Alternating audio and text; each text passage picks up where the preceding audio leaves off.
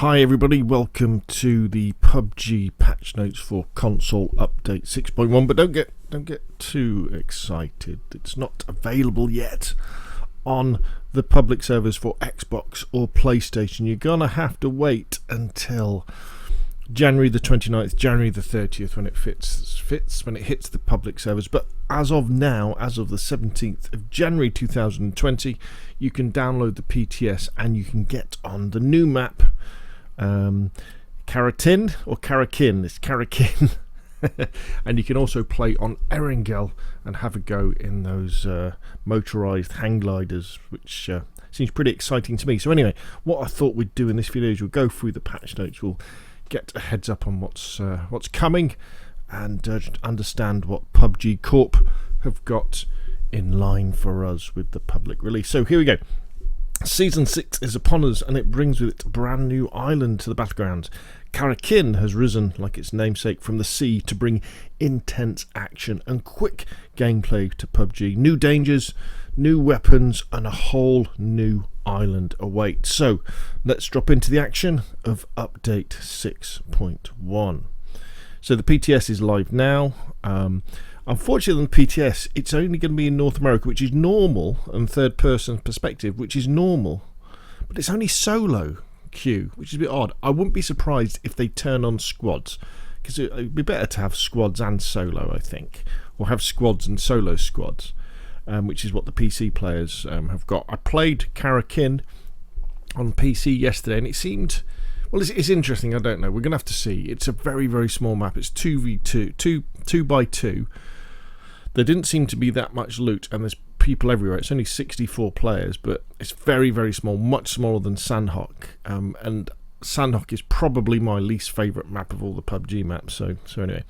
So, map is random, but what they announced today is that it's just random between Karakin and Erangel, with Karakin having the much higher chance of being selected because they've got Erangel there, so you can try out the motorised gliders. As I say, so the live servers will go into maintenance on January the 29th, January the 30th, depending on whether you're in which part of the globe, and then we'll then have Karakin on the live servers and the motorised gliders as well.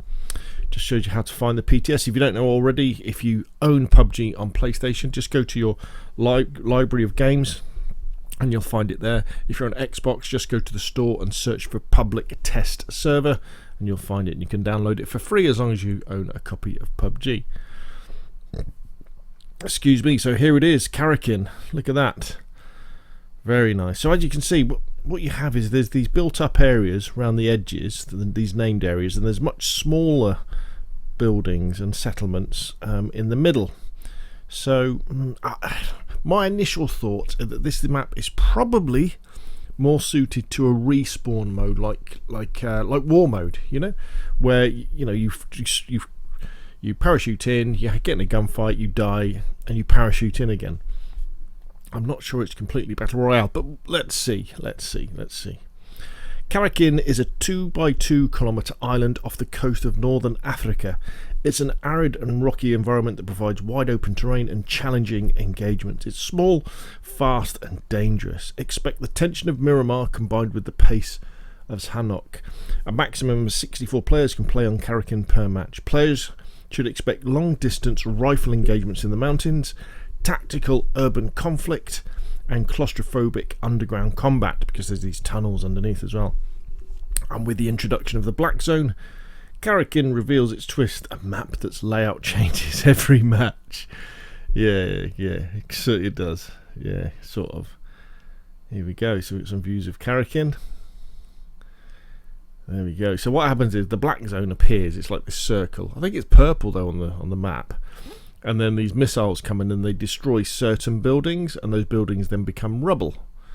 So it kind of changes that. Again, I think, if we think to what we've got on the other maps, which is the red zone, we can all probably agree that the game wouldn't be worse without the red zone.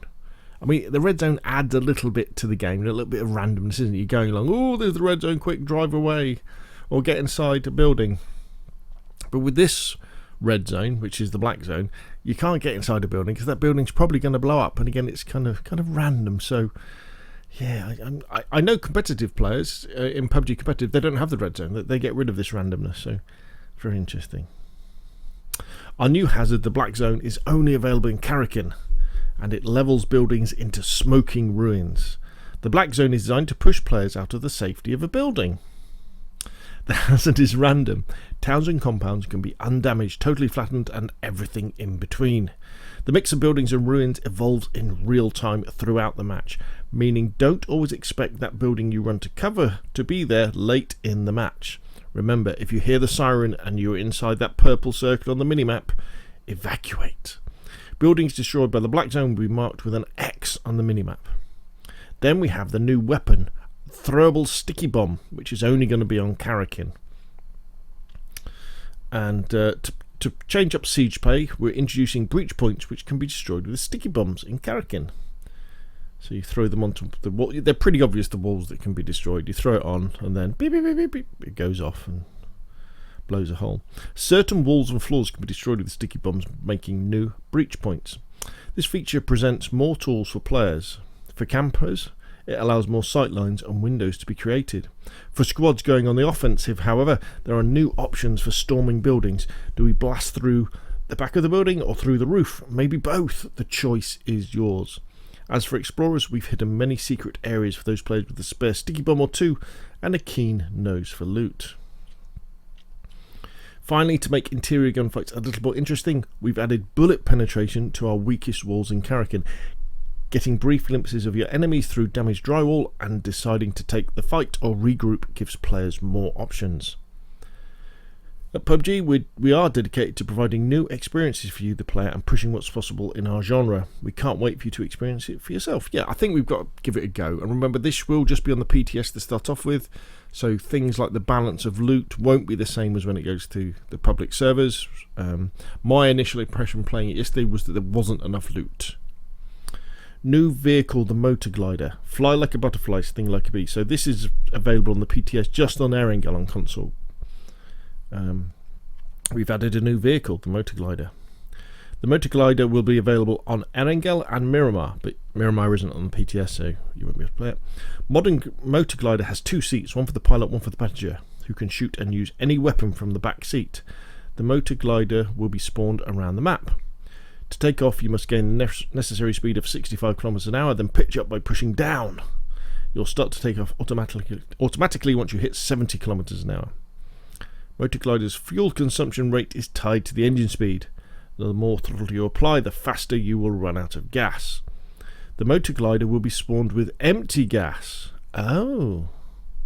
Fuel up before starting the engine. Oh, so you've got to find a fuel can. There's no max. That's a funny decision, isn't it? So you've got to find a fuel can. So you find a vehicle first. Drive somewhere where there's some fuel cans. Drive to where the motor gliders might be, because they're spawning all around the map. Then fuel it up. There's no maximum altitude you can reach. The sky is the limit, but the engine will start losing power the higher the altitude you are at. And it tells the controls. Then we've got the new Survivor Pass Shakedown. Now, the lady you see there, the one in the middle, is holding a Panzerfaust. That isn't available in the game yet. Probably coming later. Basically, it's a rocket-propelled grenade. Survivor Pass Shakedown. Whether you have a community mission, whether you have purchased the premium pass or not, all players can join together to fill the community accomplishment gauge, then claim in-game skin rewards and unravel the hidden story of Karakin. The mission gauge can be filled by finding collectibles on the battlegrounds. Players who find and open special cardboard boxes will be able to loot one of the 3 different objects. When collected, they're reflected on the community mission board. Accomplishment gauge as follows: disc piece counts as 1 point, broken disc counts as 2 points, old DVD counts as 3 points. On the community missions tab, you can see your achievement score and earn XP in proportion to the individual contribution score. Season mission, there are 3 tracks of season missions. Blah de blah. Progression missions. So again, these is just all in the season pass, you know, for earning XP and earning cosmetics. And the new survival title system. It's so complicated, isn't it, PUBG? So this is where you get points for XP. So for playing, I don't know. I wish they would go back to the old system where it was based on your position and number of kills in games and not the number of games you've played. Because, you know, with the system as it as the moment, as long as you play lots of PUBG, you know, you'll get into the top of the leaderboard. Doesn't matter how good you are. Gameplay, firing mode change improvement. Added an option to set second firing mode for AR and SMG weapons, which have 3 firing modes, single, burst and auto. If you pick up the weapon that doesn't have auto mode after setting auto as your first and single as your second preference, it will automatically set a single. So that's good. So for things like the M16, what other ones are there? What's the barrel? Is the barrel? Yeah, where they either fire burst or single. Yeah, it means that when you pick up an M16, you can set it so it'll select single, which is what you want. Loot balance, Erangel increased AR spawn amount by 20%. That's loads. Decreased gas cans and handgun spawns. Miramar, 22% increase to overall loot. Additional 22% increase to a total number of AR spawned. This means the total number of assault rifles spawned on Miramar is now 44% higher than before. Wow. That's pretty special, that. Matchmaking. So, what we're going to have is featured plus others, which is going to be 3 random maps. So, again, this is something I don't agree with, but they've replaced Vikendi in the map rotation. It's gone when this goes live on the 30th of January. You'll only have the featured map, which will be Karakin, and then it will cycle through Erangel, Miramar and Sanhok. You won't be playing Vikendi, and I'm not that happy about this because Vikendi is up there. You know, it's one of my Erangel or Vikendi. In my opinion, they are the best maps in PUBG. They're big, but they're not too big that you could argue Miramar is. They give you plenty of time to loot. They're interesting places to fight. Yeah, and I'm very disappointed that they're taking it out for a whole season. You'll only be able to play Karakin if you just want to play the featured map. So as long as, I mean, that might be quite interesting to do. The featured map could be disabled if it causes long matchmaking time, and it will turn into an all random map selection. So it'd be interesting to see what happens on Xbox and PlayStation, because the player count on PlayStation is lower, even though we do have crossplay. But we could be into a situation where it's randomly between Erangel, Miramar, Sanhok, and Karakin, and I think that hurts the game. It's one of the reasons why I don't play PUBG half as much as I used to, because I fire it up and I want to play either Erangel or Vikendi. Really, they're the 2 maps I want to play, but I don't. It's going to choose something, and often, although I don't completely hate Sanhok, it's not my favourite map, and if I end up playing PUBG and I get 3 Sanhoks in a row, I'm like, oh come on, give me one of the others. And so then they go on to explain how the idea behind this, and the fact that when they pull Vikendi out, they're going to work on it before they put it back in. Come on, PUBG, you should stand by your guns. Vikendi is brilliant. Don't listen to. I don't know why people don't like it. Mastery system. You can now see your PUBG ID at the end of the in-game screen. They've added the pass menu in the main lobby. Sounds, they've introduced gun handling sound renewal, so it should be snappier and sound better. Sound segmentation according to the mechanical properties of the weapon during aiming and scoping. Okay, so the sound you hear will depend on the weapon and what's on it. Vaulting, the sound will now depend on what you're vaulting over. And on Vikendi, the wind's gone down, but the only way you'll play Vikendi will be in a custom game, so that's a bit of a disappointment. Performance, added below features to all console devices. Dynamic resolution, adjust the screen resolution depending on the performance to maintain a stable frame rate. Toggle option to have the feature turned on and off will be added in a future patch. Sharpen post-processing provides clearer visuals. Ground truth ambient occlusion produces more realistic shadows. World origin shift, optimize the world location calculating process to reduce occurrence of hitching. Skins and items, so we've got this lovely skins coming in, lovely cosmetics, and plenty of bug fixes. So there we go. Lots of exciting stuff. I think we've really got to dive into Karakin. and kind of see what it's like. And hopefully there'll be enough loot on it so that, because trust me, if you haven't played it already, this map is really, really small, and when you dive in, there's people everywhere.